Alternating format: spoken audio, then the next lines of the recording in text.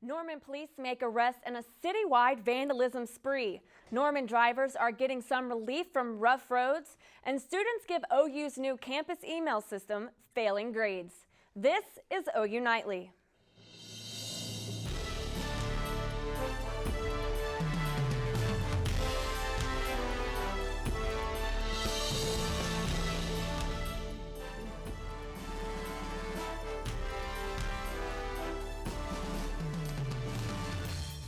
Norman police have identified 4 juveniles responsible for a recent crime spree.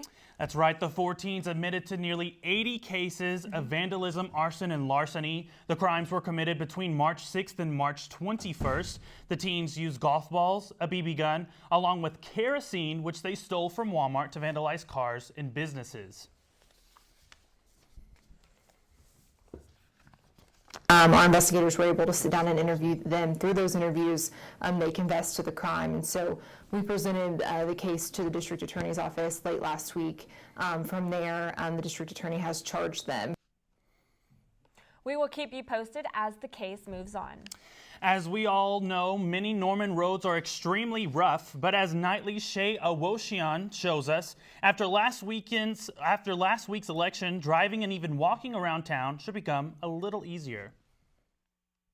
Norman voters are spoken. They are tired of cracked roads and potholes. You can hit your car in pretty good places that could probably damage underneath it. After the election on Tuesday, $25 million will be given to the street maintenance program. Sean O'Leary leads the program, and he says the money will be put to good use. This program is designed for residential streets only, and these are streets that we're trying to extend the life. From neighborhoods around the University of Oklahoma to rural areas in Norman, this project will cover a lot of ground. Over about 220 locations, and about 125 miles. Damaged roads like this will be fixed to make them look more like this, but it will take a while to get through 220 locations. Construction will begin in the fall, and officials say you might see signs like that all over Norman. We will be doing projects in the rural road areas in East Norman. We'll be doing urban streets in all parts of Norman. Officials say streets that are in chronic conditions will be reconstructed in the spring of 2017. Shea Awoshian reporting for OU Nightly. The money will be used for a 5-year period. Officials say their goal is to fix 50 roads every year. Well, Ashley, it's been a little dreary today. It has. We had a beautiful morning, but it seems to have changed just a little bit. Mandy Bailey is here to tell us a little bit about what's going on right now. Mandy? Well, you guys, there is rain on the radar, and some of that is headed towards central Oklahoma. These storms just to the southwest of the metro are headed towards Norman and Oklahoma City tonight. They aren't severe right now, so we don't have to worry about any of that for this evening. Just some showers scattered around the area. Now down to our south, a few major storms are warned, but those are still in Texas, and those aren't going to affect us here in Oklahoma. Now, temperatures, because of that rain-cooled air, are a little cooler, especially after that cold front pushed through here earlier this morning. In the 60s, so still not too bad. Maybe a light jacket. Once it starts raining, you're going to feel a little cooler than it actually is. Tonight, those clouds are going to stick around, and, well, we will be a little damp overall for our evening, and, well, we do have more rain on the way. I'll have more on that and what you can expect for the timing of some storms later on this week. Guys, back to you. Thanks, Mandy. That stubborn, destructive northwest Oklahoma wildfire is nearly 80% contained. For more than a week, flames pushed by strong winds have raced across the Oklahoma plains. The Oklahoma Forestry Service told me this afternoon that in recent days, the dying winds and cloud cover has helped the firefighting effort. But last night, the area missed out on the soaking rain that hit some parts of the state. Emergency management officials say the blaze has damaged or destroyed property worth more than $2.3 million in damage. Over the weekend, one firefighter was treated for heat exhaustion. No other injuries have been reported among the more than 200 firefighters that have been battling the blaze. OU Nightly's Rebecca Walters joins us now in the News Center with the latest on the presidential hopefuls. Rebecca? Dylan, while Bernie Sanders continues to lack delegates, polls show that unlike his fellow presidential U.S. hopefuls, people actually like him. 48% of Americans have favorable opinions of Sanders, giving him the best positive rating in the field. And with the Republican convention less than 100 days away, Donald Trump continues his fight for the nomination. His closest competitor, Ted Cruz, is fewer than 200 delegates behind him. And rock legend Bruce Springsteen will begin issuing refunds today to thousands of fans. The singer canceled his North Carolina concert scheduled for last night to protest a new state law. House Bill 2 says people must use the restroom corresponding with the gender on their birth certificate. Critics say the law discriminates against transgendered people. The cancellation will cost the Greensboro Coliseum about $100,000. And Secretary of State John Kerry made an emotional visit to the Hiroshima Memorial. Kerry and other foreign ministers visited the memorial this morning. He is in Japan with other members of the Group of Seven. Kerry is the first sitting Secretary of State to visit the city that in 1945 was the target of the world's first atomic bomb. The visit came just a day after a State Department official said Kerry won't apologize for the bombings. Dylan? Thanks, Rebecca. OU students by the thousands spent part of their weekend giving back to the community. More than 5,000 students volunteered their time and service to the Oklahoma City metro area for the annual Big Event. The Big Event is OU's largest annual community service project. It allows students the opportunity to learn the rewards of helping others. The Big Event beneficiaries range from churches to schools to local parks and recreational facilities, all in need of a cleanup. One area that received the Big Event treatment was Lake Overholser. Dozens of volunteers spent the day picking up trash and cleaning the area around the lake's entrance. Keeping the lake clean is always something that's good for the community. Everyone likes to come out and enjoy the lake, and if it's like dirty, there's trash everywhere, then it just kind of ruins the experience. It's a really easy thing to do that makes a big impact. To learn more about the Big Event and the plans for next year, go to ou.edu/Big Event. And still ahead on OU Nightly. And tonight's Earth Report, the leaking Keystone Pipeline is back online. Plus, once seen as a savior and a curse, nuclear power is on the way out.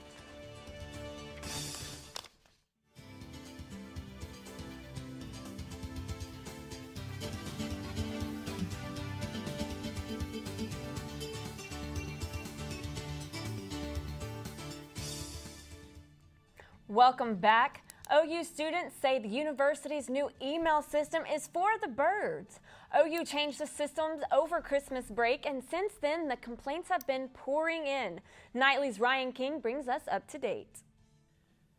With the recent switch to Microsoft Office 365, students have been having troubles with their emails being sent to junk and clutter and not their normal inbox.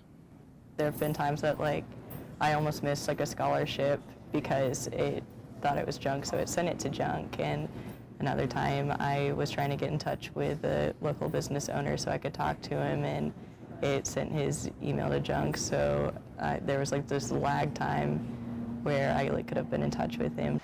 Now here's how the new Microsoft Office 365 works.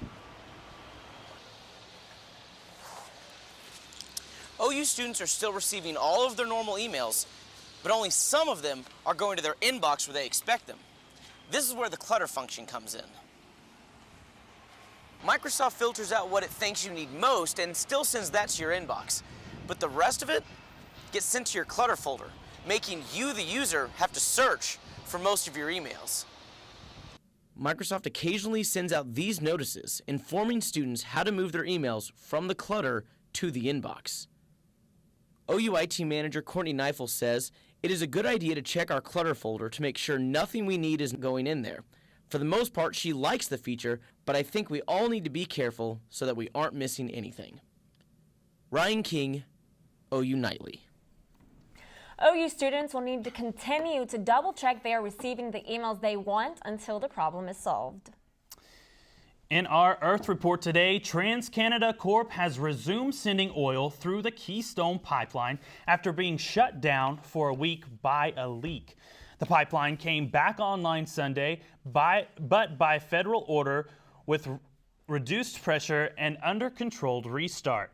TransCanada estimates about 17,000 gallons spilled onto private lands in North Dakota during the leak.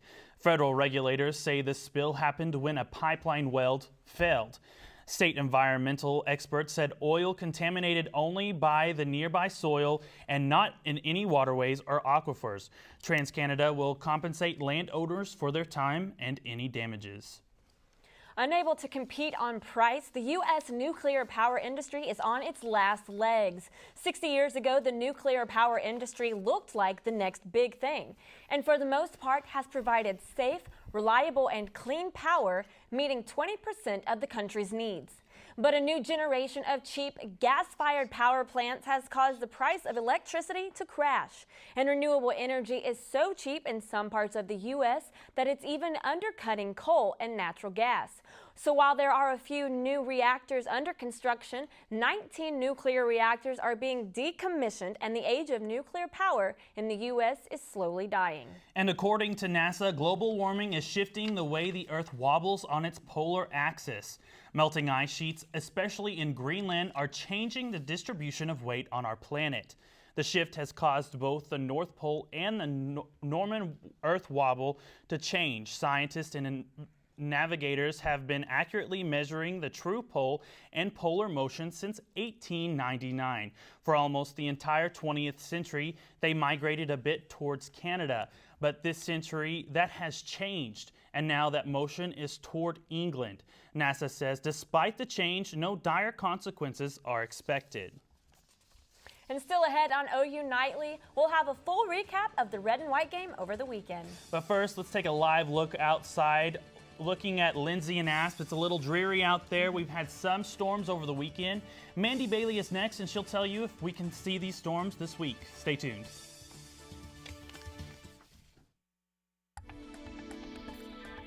Welcome back to OU Nightly. I'm Mandy Bailey, and well, it is a little dreary out there. Currently, we're looking at Lindsay and Asp, and those roadways are slick, so be careful if you're out and about this afternoon.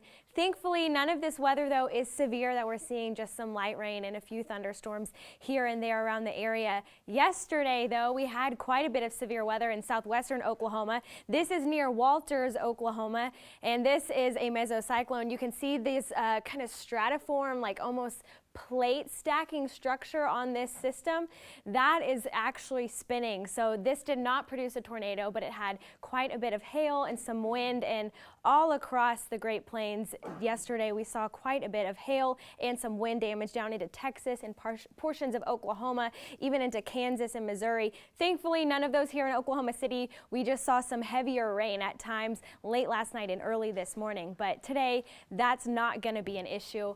We did have that cold front push through, and temperatures today are quite a bit cooler than they were this time yesterday. We got up to 86 degrees. Right now we're in the low 60s, and you can see we have about a 20-degree temperature difference from this time yesterday to today. So you might need that jacket later on tonight once we continue cooling down. There is a severe thunderstorm watch for portions of southern Oklahoma until 9 o'clock tonight. Again, that doesn't affect the metro, and most of us won't be affected by this, but for our counties down south, we are under a severe thunderstorm watch, and that will expire at 9 o'clock this evening. Severe weather is a possibility for portions of southern Oklahoma. There is an enhanced risk for far southeastern Oklahoma, but I'm not expecting any tornadoes. I think that threat is very, very low. Major threats are going to be some hail and damaging winds, but I don't expect us to see any large hail, just some quarters and dime-sized hail from anything that produces down to our south. Tonight, we will be chilly with that cold front, lows in the lower 40s here in Oklahoma City and Norman, upper 30s in portions of northwestern Oklahoma, but we will warm up quickly tomorrow. Still a little chilly for our afternoon, high of 65, that northeasterly wind sticking around all day, so it's going to feel a little chillier than it actually is. Highs across the state tomorrow, though, we can't complain too much, a little below normal, but still beautiful in the mid 60s for all of us. We'll see the sun for sure tomorrow afternoon. Rain chances on Wednesday sneak up on us. Nothing major, though. No severe weather for that as well. I am tracking a system, though, that's coming in later this weekend with a possibility of some severe weather. We'll be warm until then, but we're going to keep our eye on that because that could bring us quite a bit of much-needed rain, but also the potential of severe weather for a couple days. So we'll be tracking that as the week gets closer. Okay, thanks, Mandy. No problem. Well, now that basketball season is over, Reagan Ledbetter is ready to talk spring football. Reagan? You are right. We are talking spring ball. The Sooners' annual red and white scrimmage Saturday produced very little tackling and a few surprises. Hear from the Heisman candidate QB about his day after the break. Welcome back to OU Nightly Sports. I'm Reagan Ledbetter. It's football time in Oklahoma again. Well, kind of. OU's red and white spring game was on Saturday, but was it really a game? It was more of a glorified no-contact practice that just so happened to be in front of 42,000 Sooner fans. Nonetheless, there were some guys who put on a display. Baker Mayfield did typical Baker thing, scrambling from the pocket and connecting with receivers down the field. Kyler Murray and Austin Kendall put on a show, not with just their arms, but with their legs as well. That's how kind of our whole spring's been. We haven't gone to the ground with the first team at all. So it's been good for me. Like I said earlier, it's about getting the ball out of my hands because we do have a quick whistle. And knowing situationally, if my running back's going to break a tackle, I got to know that I can still hand it off and he'll run through an arm tackle. Our sports team has more on the spring game tonight on Sooner Sports Pad. Here's Blakely Durham with the preview. Blakely? That's right, Reagan. We have much more on the red and white scrimmage. And Sooners receivers Jeffrey Mead and Dede Westbrook will be our in-studio guests. We will preview next weekend's national championship gymnastics meets and recap a big weekend for baseball and softball. All that tonight live on Fox College Sports Central. Or you can catch us at 10 right after the Thunder game on Fox Sports Oklahoma. And of course, we'll replay the show right here on OUTV tomorrow after this newscast. But for now, let's get it back to you at the desk. Reagan? Thanks, Blakely. OU baseball continued their hot streak as they took 2 of 3 from Baylor this weekend. Both of those were walk-off wins, making that 4 walk-offs, 4 in the past 7 games. Senior Hunter Haley led the charge with 3 home runs over the weekend. Haley was named National Player of the Week by Collegiate Baseball News. And OU softball had quite the weekend themselves. The 12th-ranked Sooners swept the Baylor Bears in Waco. OU outscored Baylor 16-4 on the weekend behind 5 home runs. Sophomore Paige Parker improved her record to 17-3 on the season with the 3 wins. And the Black Mamba can see the finish line. Kobe is now just 8 quarters away from calling it a career. His last stop was in Houston yesterday, where he poured in 35 on the Rockets. The Lakers take on the Thunder in OKC tonight. It's Kobe's last time taking on Durant and Westbrook, and the OKC fans' last chance to see the 5-time champ in action. It's all part of the Kobe Appreciation Tour. The game tips off at 7. And history is so close that Steph and the Warriors can almost taste it. The Warriors took down the Spurs last night for their 72nd win of the season. That ties the 95-96 Chicago Bulls for the most wins in a season. The Memphis Grizzlies stand in their way of breaking the record. They face off on Wednesday. And, well, the Masters was one for the books again. Defending champ Jordan Spieth had control, well, until a 12th hole debacle. Spieth didn't just bogey. He didn't just double bogey. Nope, not even a triple bogey. He put up a quad. He saw his 4-shot lead slip away in a matter of minutes. This eventually led to the first champion, Danny Willits, sporting that coveted green jacket, which was put on him by Spieth himself. Well, guys, I don't know what's more brutal to watch. Spieth and his quadruple bogey, or the fact that he had to put the jacket on the guy he just lost to. That's awesome. Amazing. I was listening to it on the radio actually on the way home this weekend, and I just couldn't believe. I just couldn't believe it. I was kind of in shock. Me and my brother are just complete in shock. He'll get back. He'll get back. Oh, he will. I have no doubt. Thanks you so Reagan. much, Reagan.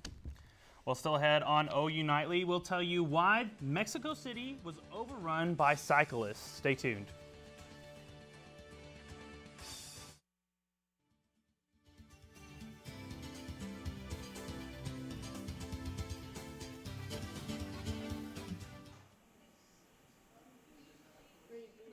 I'm Rebecca Walters at the Update Desk with a quick look at some of today's top stories. The richest Americans live 10 years longer than the poorest, but the gap isn't as wide depending on where you live. Poor Americans in areas where smoking, obesity, and inactivity is scarce live longer. And the Keystone Pipeline is back online after a leak spilled more than 400 barrels of oil in South Dakota. Check us out on Facebook and follow us on Twitter. Dylan, back to you.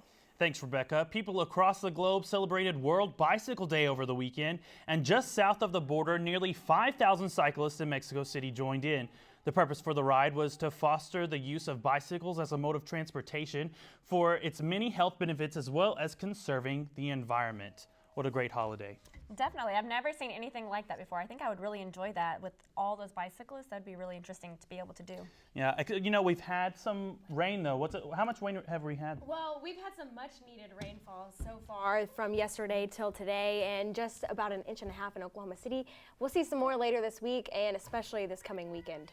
Thanks, Mandy. Thank you. And thanks for watching OU Nightly, brought to you by the Gaylord College here at the University of Oklahoma.